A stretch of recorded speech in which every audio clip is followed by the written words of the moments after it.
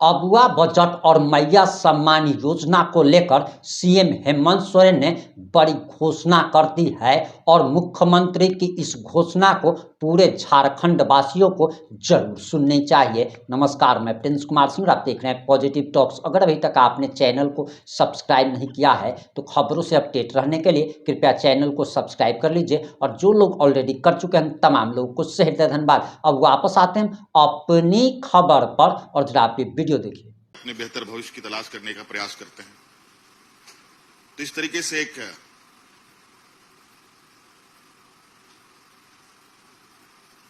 जो एक आम नागरिक का विचरण है,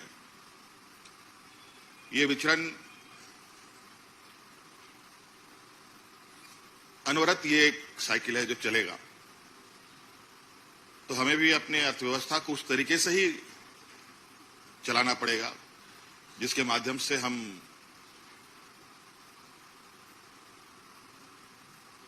गांव से शहर की चीजों को परस्पर कनेक्ट कर सकें। हमारा ये बिल्कुल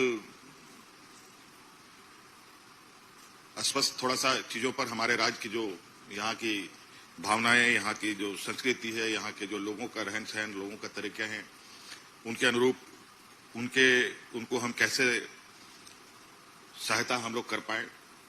जैसे कि अभी एग्रीकल्चर पर हम लोग निरंतर नए प्रयोग कर रहे हैं और अच्छे बेहतर उसका परिणाम भी है। हमारे कई ऐसे क्षेत्र हैं जहां पर पानी के अभाव से वो जमीनें खाली पड़ी रहती थी। अब उन जगहों पर पानी कैसे उपलब्ध हो, उसके लिए भी एक बहुत बड़ा बजट के साथ काम करने की जरूरत भी है आने वाले समय में भी बड़े पैमाने पर,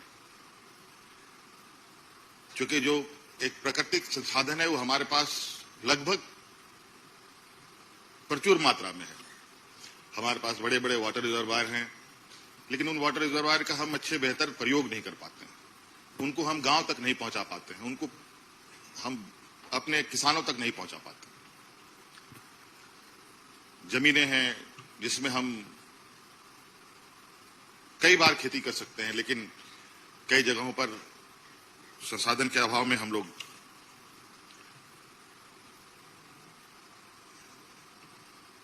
उसमें भी कहीं थोड़ा पीछे हो जाते हैं। अब चूंकि नया जनरेशन भी आ रहा है, नए जनरेशन की एक डिमांड अलग है। नई जनरेशन अब थोड़ा सा एग्रीकल्चर साइड से हट करके एक नए रास्ते की तलाश में है। उनके लिए भी एक चुनौती है, एक अच्छे बेहतर स्कूल, बेहतर कॉलेज, जहां वो आज की कॉम्पिटिटिव लाइफ में अपने को खड़ा कर पाए। इस दिशा में भी हमें एक मजबूत आधारभूत संरचनाओं की आवश्यकता पड़ेगी। स्वास्थ्य के क्षेत्र में भी कई चुनौतियां हैं, चूंकि हम लोग का ये राज्य थोड़ा चुनौती भरा है, चूंकि पहाड़, नदी, नाले, थोड़ा टेरेन हम लोग का जो भौगोलिक ये थोड़ा टफ है, जहां कई सारे चीजें जो हमें सुविधाएं पहुंचानी है उनमें भी चुनौतियां होती हैं, और कई सारे लोगों को भी कोई लाभ लेने में कई दिक्कतें आती हैं।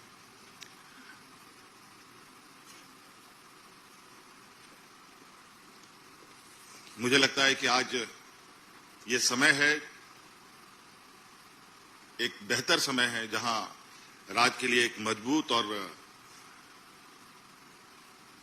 बहुआयामी एक बजट की आवश्यकता राज्य को है, जहां हर क्षेत्र में जहां हमें लगता है और हमें दिखता भी है कि राज्य में क्षमताओं की कमी नहीं है। हमारे यहां अच्छे किसान भी हैं, राज्य में अच्छे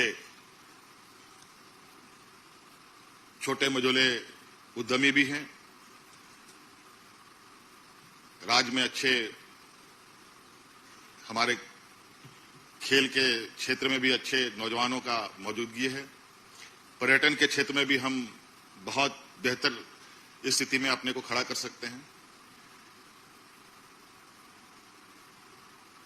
और जो यहाँ का मुख्य रूप से एक आदिवासी ट्राइबल डोमिनेटेड स्टेट होने की वजह से ग्रामीण परिवेश थोड़ा सा एक परंपरागत व्यवस्थाओं के साथ चली आ रही है, उन परंपरागत व्यवस्थाओं को भी हम को मुझे लगता है कि कैरी करना चाहिए।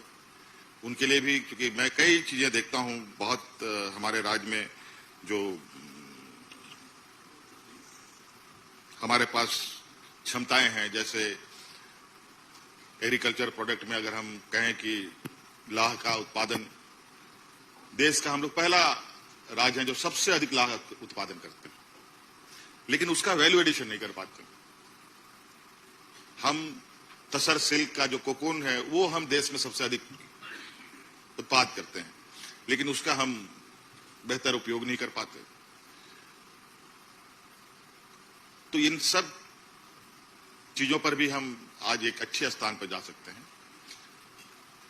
आज जिस देश में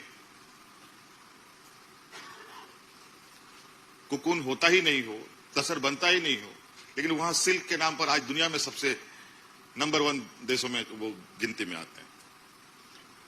तो कहीं ना कहीं हम लोग का कुछ जो कड़ियां हैं अलग अलग, वो कड़ियां बीच में हमारा जो ब्रेक रहता है, उन सब का उनको भी भरने की आवश्यकता है। क्योंकि आज कई जगहों से हम बात करते हुए इस बात को आ रहे हैं, या हम लोग चर्चाओं में भी हैं, कि अपनी राज्य के इकोसिस्टम को, जो आर्थिक संसाधन और लोगों के रोजगार और यहाँ के समृद्धि के लिए क्या क्या किया जा सकता है, उस पर निश्चित रूप से हम लोग अब एक मजबूत रूपरेखा के साथ आगे हम लोग जाएंगे। मैं अभी ही पूछ रहा था कि जो हम लोग आज यहाँ बजट संगोष्ठी में बैठे हैं, कई राज्य ऐसे हैं, जैसे तिरुपति है और कई ऐसे धार्मिक स्थल है जहां पर वो अपनी एक बजटीय व्यवस्थाओं के साथ इतना बेहतर तरीके से चीजों को संचालित करते हैं। वो उनका क्या मॉडल है, उनका किस तरीके से चीजें होती है, वो मैं जानने की कोशिश कर रहा था, तब तक मैं आपके बीच में आ गया। तो ये बात है कि कहीं चीजें कुछ जगह पर अच्छी तरीके से भी काम कर रही है, और हमें भी थोड़ा अपने लोगों को सरकार के बजट के साथ जोड़ना पड़ेगा, उनको भी एक जिम्मेवारी देनी पड़ेगी। मैं अभी जिन देशों में गया था, वहां पर लोगों का जीवन और सरकार के साथ जो उनके लिए जो व्यवस्थाएं हैं, उनका भरपूर उपयोग कैसे लोग करते हैं। उनका घर तो अपना घर है ही, बल्कि जो बाहर उनका जो सरकारी व्यवस्थाएं हैं वो भी उनका घर के बराबर। घर से उठे लोग चलते हैं, चलते चलते खाना है, चलते चलते अपने को फ्रेश अप भी करना है और काम भी करना है, और सबके लिए लोगों को अब कोई टॉयलेट यूज करता है, टॉयलेट यूज करने के लिए भी उनको पैसा देना पड़ता है। ट्रेन में चलो, ट्रेन के लिए भी पैसे देने पड़ते हैं। हर चीज में उनको आर्थिक सहयोग, आर्थिक ये, हाँ, उसके अनुरूप उनको सुविधा भी उसी अनुरूप में मिलता है। तो हम चाहेंगे कि हमारे जो विभाग सब जो हम लोगों के चलते हैं, अलग अलग जो विभाग हैं, सभी विभाग को वित्त और हमारे जो बजट के अनुरूप जो उनको जिम्मेवारी मिलती है, अगर वो बजट हम लोग एक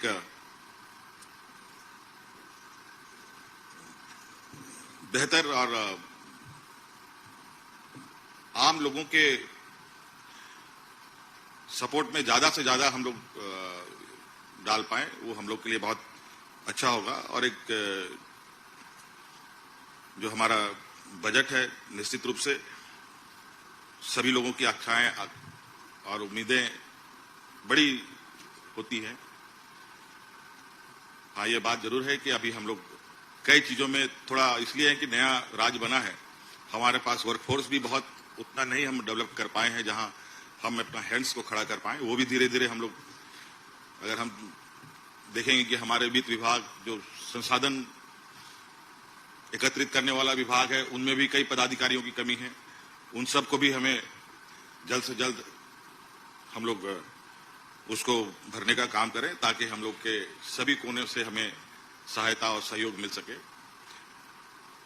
आज जो हमारे बीच आए सभी संस्थानों के विशेषज्ञ और जो जितने भी सलाह आई हैं, जितने भी सुझाव आए हैं, मुझे उम्मीद है कि इस बार का बजट,